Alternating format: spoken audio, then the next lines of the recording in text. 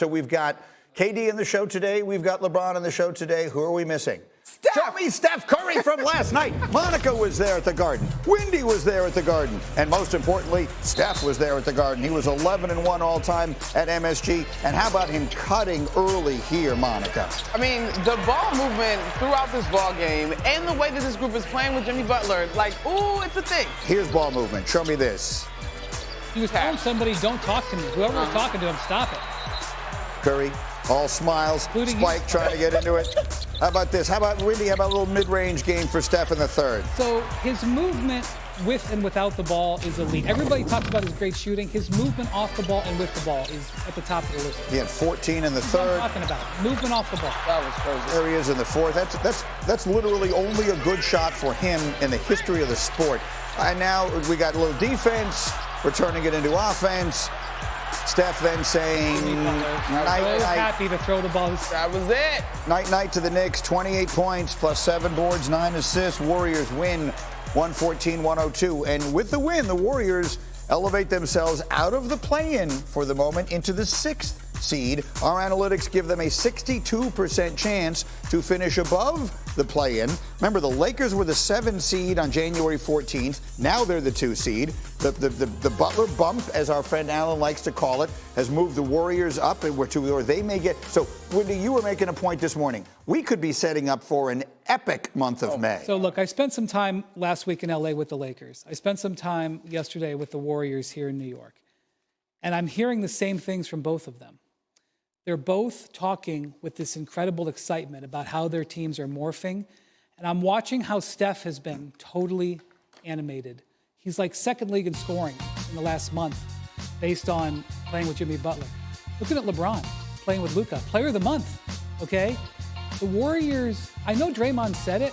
He wasn't messing around. I'm not sure I agree with him. They're going to win the title. There's a reason. They're changing the way they play because of Jimmy Butler. Like Steve Kerr was saying this last night. For a decade, Steph and Draymond make terrible turnovers. It's like their bad habit. Jimmy doesn't. Jimmy takes care of the ball. So guess what? Now Steph and Draymond are starting to take care of the ball. Jimmy defends. Now Steph and Draymond, the rest of the team, are starting to defend better. They are feeling good about themselves. They play over there in Brooklyn on Thursday. Then they play 7 in a row at home. They are positioned to go shooting up the stats. The team in front of them, the Rockets, are coming backwards. They're looking, I mean, I know there's teams right behind them. They're looking ahead of them. And right now, they're on the same side of the bracket as the Lakers.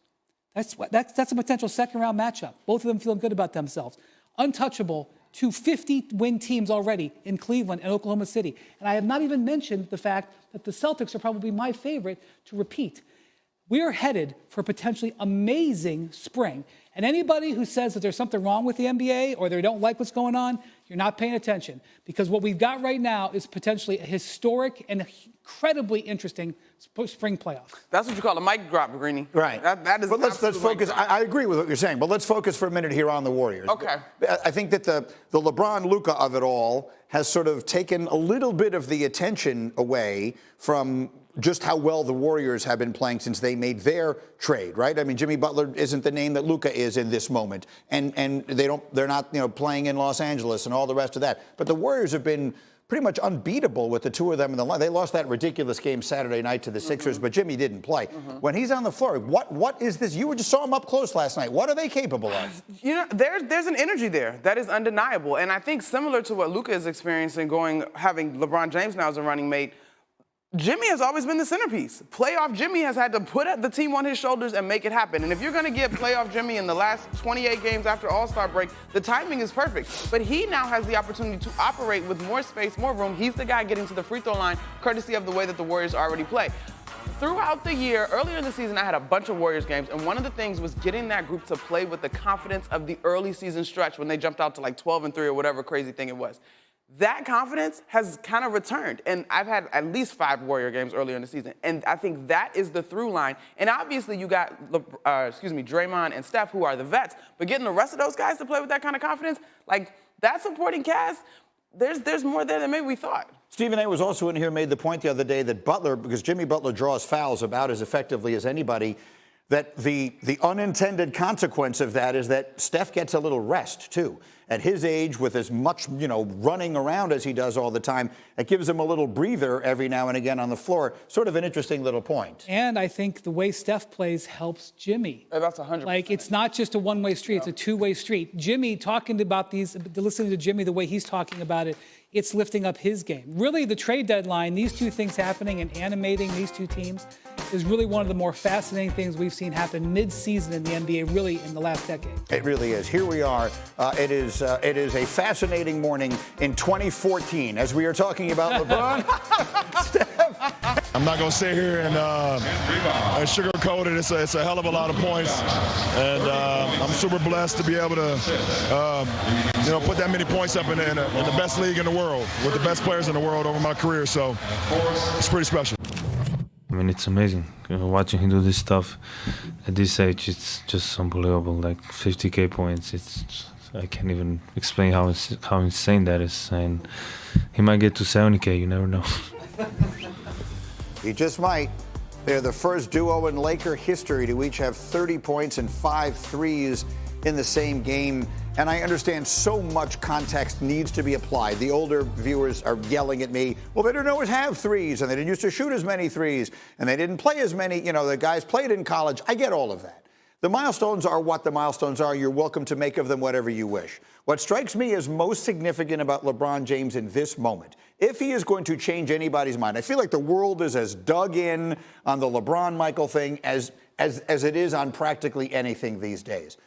If there's 50,000 points isn't changing anybody's perspective. Leading a team to a championship at the age of 40 as the best player actually might. And it all of a sudden doesn't seem ridiculous to consider it. I have to agree. The 50,000 points isn't a scoring record. It's a longevity record. Right. Nobody is arguing that Kareem wasn't a better scorer. LeBron would not argue that. What their point is that look how long he's doing it for. And the thing about LeBron, when you look at what he's been able to do, he's taken 4 separate teams to championships. Obviously, he was in Cleveland. I'm sorry, 3 separate teams to championships, but doesn't take 4 separate teams to the finals. Yeah. Yes, he's taken the Lakers to the finals, but if he helped this Lakers team get to the finals, it would kind of be like a 5th different iteration of a team. Of course. He's won the finals MVP with 3 different teams, okay? So that is kind of what is so impressive here. It's just his ability to continue to year after year, decade after decade, continue to elevate teams. I would, in fact, go so far as to say that the lead is being buried on last night, or at least on this day for LeBron. It's not about the 50,000 points. Again, and no one has ever scored as many as he has, regardless of what it is. He was named Player of the Month yesterday in the year 2025. The first time he was named Player of the Month was in the year 2004. We're talking about, in NBA seasons, a 20-year span. He was the best player in the league for a month 20 years ago, and he is again now. That is not only something we've never seen before, it is very likely something we will never see again. Greeny, I'm so glad that we're having this conversation because I think we are all a little bit prone to sleeping on greatness in sports, right? And so it takes sometimes these round numbers, this age 40, and now the Lakers being in contention potentially for a championship this year, to really reflect on how incredible this is and question, will we see this again? Now, with modern technology and all that, it's possible, but it's certainly a reason to salute LeBron, not just because of his basketball IQ, but his commitment to the game, his commitment to his body, his commitment to each organization that he's gone to, and to sprinkle on what would make this even more special is we forget his son is technically on that roster as well, so he would be adding another layer of lore to if he gets it done. So all that is the big picture. Let's go back to the little. You got Luka looking good. I mean, right, it is starting to come. You can see it. The legs are starting to come together. He's starting to knock down some of these shots that were missing when he first got there. They still have a month and change to work their way into whatever form they're going to be when we get there. What are we looking at in this combination this postseason? The only thing that I can bank on in the West is the Oklahoma City Thunder in my mind. What does bank on mean? I think that they will be in the Western Conference Finals. I think they will be there. Other than that, it's open. I think LeBron James, Luka Doncic, this tandem is, I mean, we sat up here and never questioned the offensive side of it all because they're brilliant. They're going to be able to play off of each other. LeBron James being able to be the wide receiver, as he has said, and allowing Luka to facilitate is working chef's kiss fantastically. On defense, though, the energy, the commitment, despite the size, like, this is a group that is putting it together in a very real way. Now, I continue to say I don't know if I'm taking them in a 7-game series with the Nuggets right now. But if you told me you were, I wouldn't look at you like you were crazy. They're playing with tremendous confidence on both sides of the basketball. They've got a defensive system that is working. Will it work when it matters? I don't know, but they have got some traction there. Offensively, they are starting to show their teeth. I'm not going to submit that the Pelicans are a good defensive team. However, I'm watching them trying to defend LeBron and Luka last night. They were just picking them apart. The way that they generate easy shots is scary, and they're going to be able to do that repeatedly. And so what you see when you watch this team over the last month, their margin for error is opening up wide, and that's what you need to have a run in the playoffs, is a large margin for error. I'm going to again point out they were still missing 2 starters, and I'm going to say one more thing. Regardless of what happens this year, remember the Lakers still have assets to make a trade. They had a trade fall apart. They can still improve this roster. I am now watching this team and thinking about them not just this year, but the next couple of years.